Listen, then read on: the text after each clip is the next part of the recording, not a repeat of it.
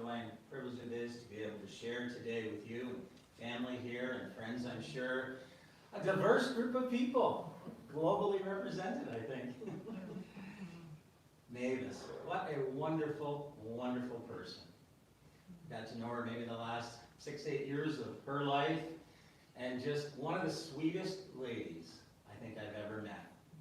Always great to chat with, always encouraging, very quiet, but very present. And today, as we share in these few moments together, we'll hear some tributes, some words, I hope, of encouragement, music that again takes us back to Mavis's favorites, and as well just to share in community. There will be an opportunity, of course, to gather together following this service downstairs in a reception. And it's a great time to just share with family and friends the stories, the memories of Mavis. You know, the greatest thing about being 95, closing in on 100, the peer pressure is very minimal. I did not know Mavis was 95 until just a day or two ago. I would have never guessed that. And now I see her daughters here, and the DNA just transfers perfectly. I feel like she's here a few years ago. Well, it is a joy to welcome you, and it's always great to have family involved, and I'm going to invite David, the grandchild. By the way, Mavis became a great-grandmother in the last year of her life. What a monumental journey. But anyhow, David, I'm going to invite you to come now and to share some thoughts on behalf of the grandchildren and a special reading for Mavis as well. Thank you. So I was going to do this speech, or this reading, I was going to read it on my iPad just to show Mavis that I knew how to use it just as well as she did. But I got cold feet, so Mavis, you win. Good afternoon, everyone, and thank you for joining us on this beautiful Saturday to celebrate the life of a truly beautiful person. Before she passed, Mavis asked that I share Khalil Gibran's poem on death with you today. Before I do that, I'm hoping you will indulge me with a few personal reflections about Grandma, because she was oh so special to me. I am truly blessed to have a family as close as ours. Yes, we may have had our minor disagreements from time to time. Some may even call them heated debates, or at one time, full-on yelling matches, albeit that did not come from Mavis's side of the family. But we never failed to be there for one another. We are there to celebrate each other's triumphs as our own, to help each other in times of need, to offer encouragement when we've fallen down, and to share and console each other in times of sadness. Our collective strength makes us truly unbreakable, even when it feels like the world is shattering around us, as it maybe did over the past couple weeks. This past week has given me the chance to reflect on that and ask the question, where does that strength, that unbreakable bond come from? The answer, I think, is simple. It's our unconditional love for one another, something I think that we have all inherited from Mavis. You see, Grandma had the unlimited capacity to love unconditionally, Yes, sir, absolutely. and as I'm sure you can all attest to share that love outwardly. We all know just how much she loved and cared for each and every one of us. To me, that love has manifested itself in many ways. Coming to live with my family and helping to raise Jason and I. Teaching us the discipline to work hard and become self-sufficient high achievers, which some of us may have learned faster than others. I'm allowed to jab him. He does it to me too. Not missing a single graduation or school awards ceremony, no matter how boring those things are, even if you're the one winning the awards. Sitting through endless hours of swim meets and baseball games, even though I'm fairly sure she had absolutely no interest in either. Taking her grandchildren to inappropriate movies, unbeknownst to our parents, and laughing wholeheartedly at the entire experience. Enjoying the humor of any situation with her contagious laughter, something I have happily inherited. Seeing the good in everything, and being openly accepting and embracing of everyone. Grandma was the first person in our family that I came out to as being gay, and it couldn't have fazed her one bit. Her response was simply that it was part of who I am, and to thank me for sharing myself with her. She even often referred to my partner Rob as her fourth grandson. She may never have understood what LGBTQ2S+, or whatever it is now, stands for. I'm not sure I do for that matter, but I think we can call her an ally. In sharing her love as openly and generously as she did, Grandma played a big part in shaping me into the person I am today, and I am immensely grateful for her irreplaceable role in my life. Grandma, although it's incredibly difficult to see you go, this is not goodbye. Your spirit and influence live on in each and every one of us. I see you all around me, in my sense of humor, in Nick's humility and joie de vivre, in Jason's generosity, in Karen's warmth and caring nature, in Stevie's smile. You have taught us all to enjoy life to the fullest, embrace the good in everyone, and live without hatred. We will do our best to live up to your example. You will be with us always, and we will all do our part to keep your memory alive. Now, on to Khalil Gibran's words on death. You would know the secret of death, but how shall you find it unless you seek it in the heart of life? The owl whose night-bound eyes are blind unto the day cannot unveil the mystery of light. If you would indeed behold the spirit of death, open your heart wide unto the body of life. For life and death are one, even as the river and sea are one. In the depth of your hopes and desires lies your silent knowledge of the beyond. And like seeds dreaming beneath the snow, your heart dreams of spring. Trust the dreams, for in them is hidden the gate to eternity. Your fear of death is but the trembling of the shepherd when he stands before the king, whose hand is to be laid upon him in honor. Is the shepherd not joyful beneath his trembling, that he shall wear the mark of the king? Yet is he not more mindful of his trembling? For what is it to die, but to stand naked in the wind and to melt into the sun? And what is it to cease breathing, but to free the breath from its restless tides, as it may rise and expand and seek God unencumbered? Only when you drink from the river of silence shall you indeed sing. And when you have reached the mountaintop, then you shall begin to climb. And when the earth shall claim your limbs, then you shall truly dance. Thank you. Thank you so much, David. I appreciate those words from your grandmother, as I'm sure she would as well. Think back 95 years. She would have been born near the end of a pandemic. Something, you might know something about her in this day and age. Sadly, she would be a child growing up in the Depression, touched most of the world. She would be a teenager, a young lady in World War II. And then, if you're a 1960s kid, you'll know exactly what I'm talking about. She lived through the 60s with children. We kind of revolutionized the world, didn't we? And then, new millennium, new technology, new ways of communication, the iPad, just things that she probably has lived in one of the most exciting but challenging centuries of the entire world's history. And she survived it. And she did well. She ran her race well. We often take words of comfort from ancient scriptures.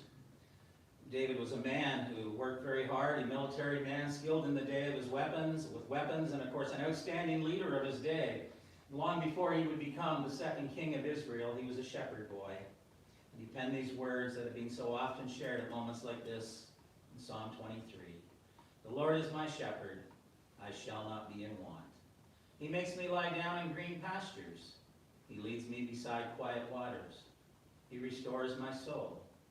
He guides me in paths of righteousness for his name's sake. And even though I walk through the valley of the shadow of death, I will fear no evil, for you are with me. Your rod and your staff, they comfort me. You prepare a table before me in the presence of my enemies.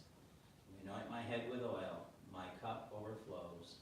Surely goodness and mercy will follow me all the days of my life, and I will dwell in the house of the Lord forever. So join now to welcome Courtney to come and to share some special thoughts about his mother-in-law.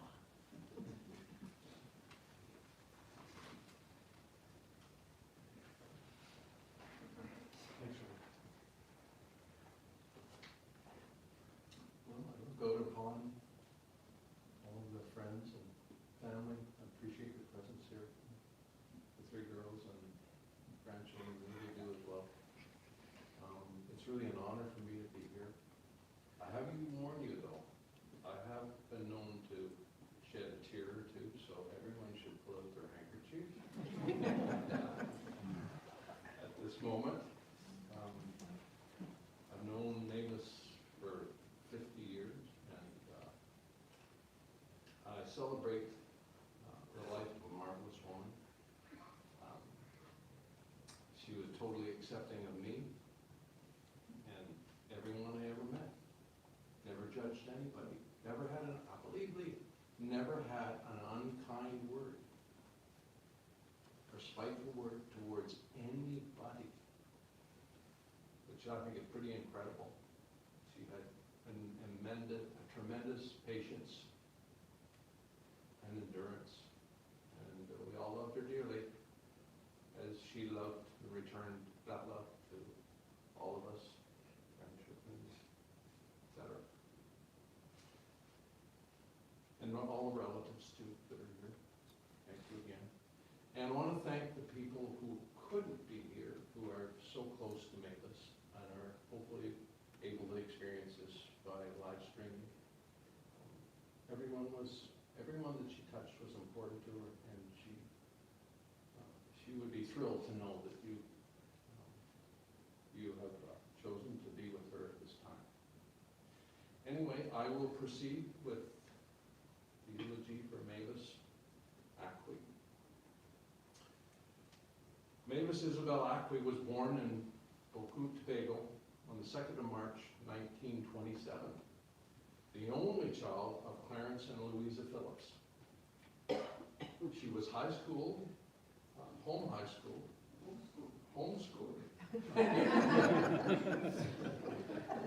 You could see there were numerous hands involved. Least of all mine. But she was homeschooled as a young child before attending Bishop's High School in Tobago. After graduating from high school, Mavis moved with her family to Trinidad, the Big Island. Mavis started her career in the civil service in the Ministry of Education of Port of Spain, where she met her husband, Roderick Clifford Aqui. They married in 1951 and went on to have 3 daughters, Valda, Sharon, and Marcia. Simultaneously, Mavis went on to have a successful career in the public services, where she worked in external affairs and with the Ministry of Finance. She was a diligent worker and was fortunate to travel the world as secretary to the Minister of Finance, visiting countries from Nigeria to Peru, and even having tea at the White House during the Nixon era. Fortunately, she wasn't subpoenaed. I wonder what she witnessed. She saw many changes in her lifetime and embraced them all, including being the first adopter of the iPad in April 2010, and which it later provided her with access to knowledge, entertainment, and connection to friends and relatives around the globe. Jason, my son, was instrumental in forcing her hand to buy that iPad. He came home with an iPad and said, "Grandma, this is yours." She was delighted. She was so happy. Mavis worked 5.5 days a week until her retirement at age 55. She was a devoted wife and a dedicated mother to her 3 girls, instilling in them the importance of being independent, well-rounded, and self-sufficient.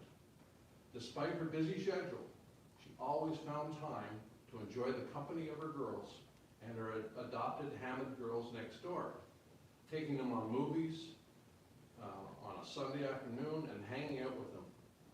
Gloria Hammond, the girl's mother, would become her very best friend. Together they would go to the movies, concerts at Queen's Hall, dances, theater, and generally entertain themselves. After retirement from Mavis, this would extend to keep fit classes and helping at home for handicapped children. Mavis maintained a friendship with Gloria to the end, despite the physical distance between them. Mavis would work at the office on Saturday. Think about that, at-homers. On Saturday, too. And find time on Saturday afternoon to bake cakes, sew clothes, and sew clothes and be hairdresser extraordinaire to the girls. What's not written here is that she was an incredible juice maker.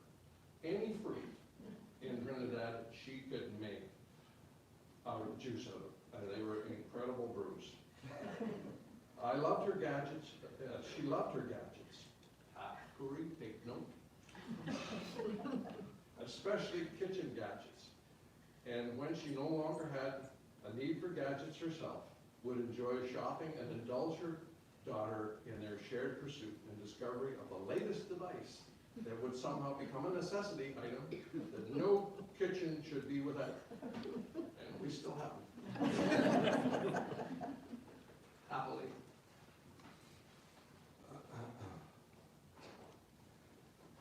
Excuse me.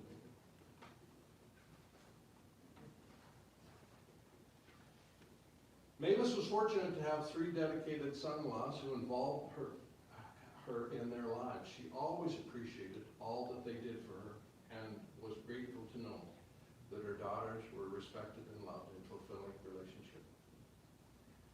Not long after her retirement, her first grandchild, David, was born in Canada, and Mavis would relocate to live with her daughter Belda and myself to help with the new baby. And help she and Clifford did, amazingly. As it turns out, Mavis would spend almost half her life in Canada, where she helped raise her grandchildren and form special relationship with her 4 grandchildren, David, Jason, Nicholas, and Karen. Her 4 grandchildren meant the world to her, and she did with her daughters. And as she did with her daughters before, she found time to enjoy a movie, play games, and have a good laugh. She never got angry, that we could see, or raised her voice, even though the children admitted there were many occasions when they were deserving of such treatment. Well, it was an easy touch for the 2 of you. In Canada, she formed new relationships and considered herself blessed to be living in the best country in the world. Here, here. We are all so blessed. She pursued her interest in health, healing, and spiritual growth. She had a passion for lifelong learning and knowledge, and would always be able to recommend a good book, movie, or documentary. After the death of her husband Clifford and her daughter Valda's retirement, Mavis moved to Tansley Woods in August 2015, starting a new chapter. Career. She was so involved. There wasn't many clubs she didn't join. She had many friends and enjoyed partaking in social gatherings, outings, and activities. She often spoke fondly of her lunch and dinner meets. She was a patient woman who loved and accepted everyone. Here, here. And she enjoyed making new friends, was never judgmental, and never complained. Except sometimes about the food at Tansley Woods. I'm not in the kitchen. Can I help out with that, right? When her own children were away enjoying the love of travel, passed on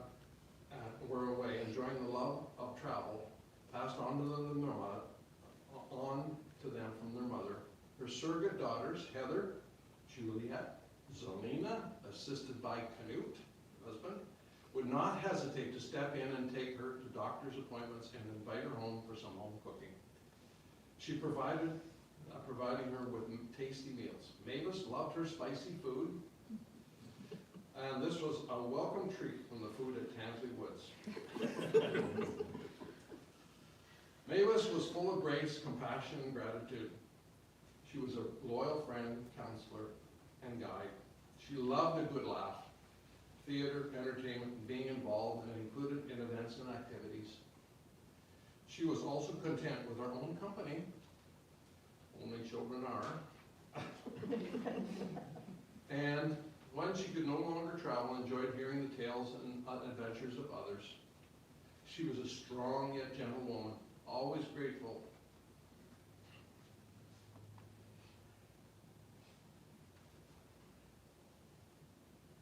for what life had thrown her. this year, she was thrilled to have met her first child, Stevie.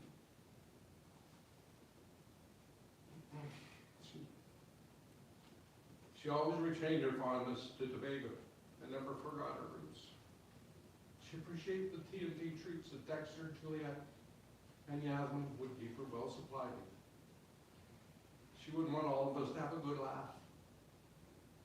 Be happy, have no worries, hang loose. These were some of her favorite sayings she picked up on her travels.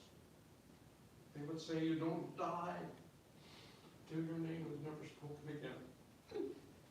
Mavis will live on for a long time. She'll never be forgotten by her grandchildren, children, great-granddaughter, and many lives she touched. Mavis, farewell, gone but not forgotten. Thank you.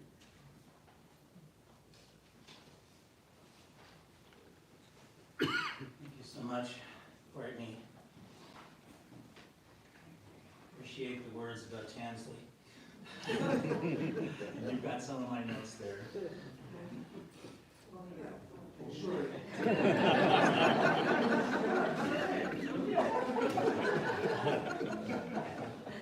I thought he was just taking them aside so we could come up here again. Let me just share a few thoughts as we draw our thoughts to a closure today. Words I hope of encouragement to you. If you've ever walked into a graveside, which I know is not the place most of us like to hang out for too long and too often, but you'll notice something very common in every cemetery, and those are stones. Some of them lay flat on the ground, some of them lay above it, but every stone tells a story. Next time you're there, take a look at the stories around you. On the top of the stone is a bolded surname, the name of the family. Below it are some numbers. On the left-hand side, the number we love, our birthday, the date of our arrival here on planet Earth, the day we made our moms so happy in pain. And then sadly on the right-hand side is another number, and it's the number that we don't like to think about. It's our last day. It's our last breath here. And not one of us in this room probably had anything to do with any one of those three things. Most of you didn't choose your family name. Your family gave it to you. You certainly don't remember the day you arrived and had very little to do with it, but you survived. And then the number at the end, we have very little to do, and we really don't know what number will arrive, but it will. Last I checked the mortality rate, we're running 100%. But what lies in between those two numbers is probably the most significant part of the stone. In English language, it's a symbol called the dash. And the dash is a symbol of what happened between those two numbers.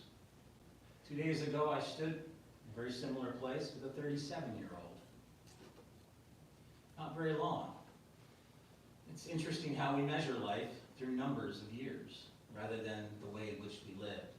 But 95 is also a wonderful number, and so much fullness in that. And what you've heard today from grandson, from son, reminds us of how Mavis lived those 95 years. Thankfully with her mind brilliantly intact, physically doing pretty good, I would say. Like I said, I had no idea she was 95. But she's left a legacy. And Courtney, you said it well there, that she still is with you. And she'll be with you the rest of your lives, if you will allow her to be. Well, she may not be present in body, but her spirit lives on. Her influence, her legacy now lives on through children, grandchildren, and even a great-grandchild. Live your life as if the dash mattered, because it truly does. You never know the lives you'll touch, the people you'll rub shoulders with, and the legacy you will leave. Celebrating Mavis's life.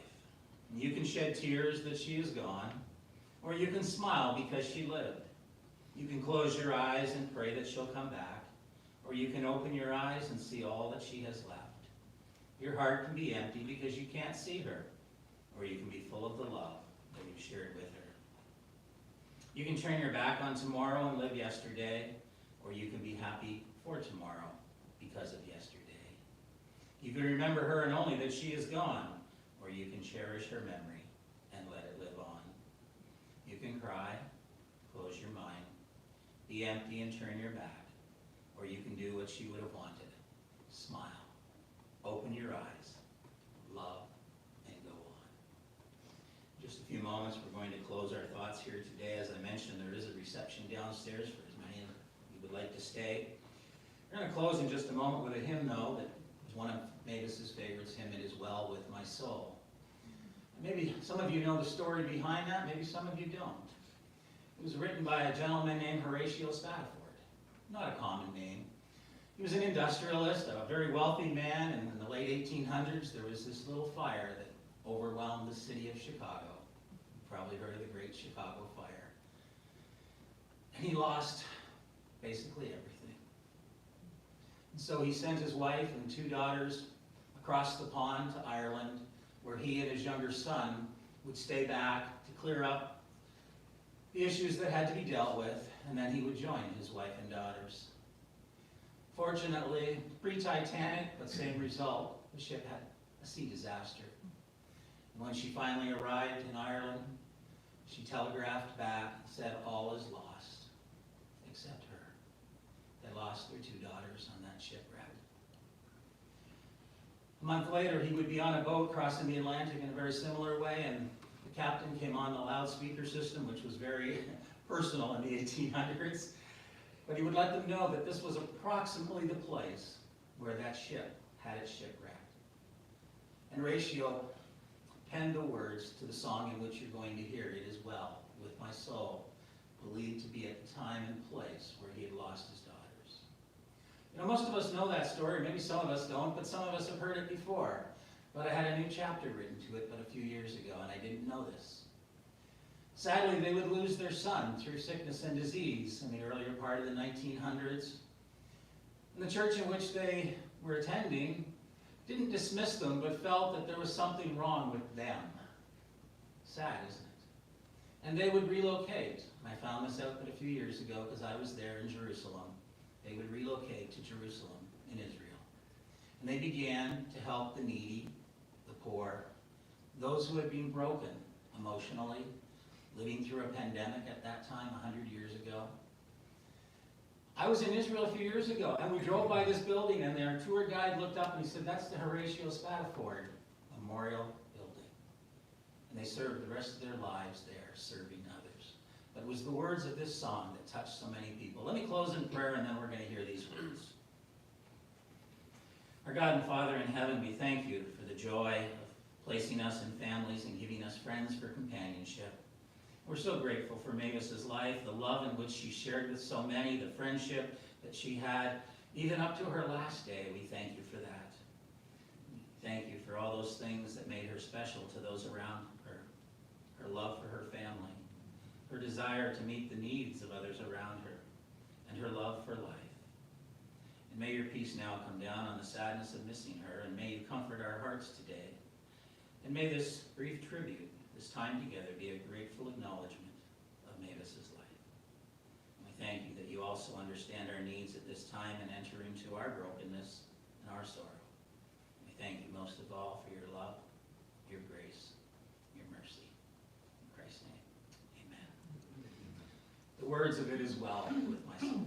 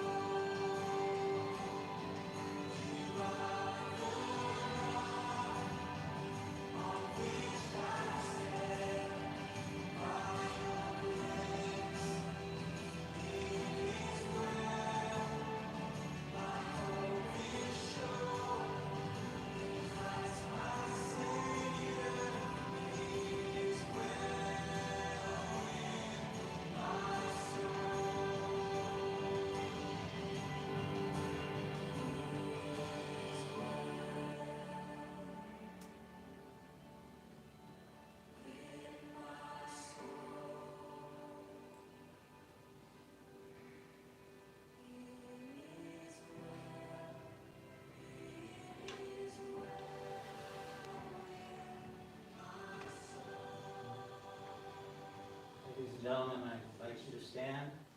I'm going to invite family, daughters, those closest, make their way out first. And the rest of you are, of course, as I said, invited to join as long as you'd like in the stairs, the time.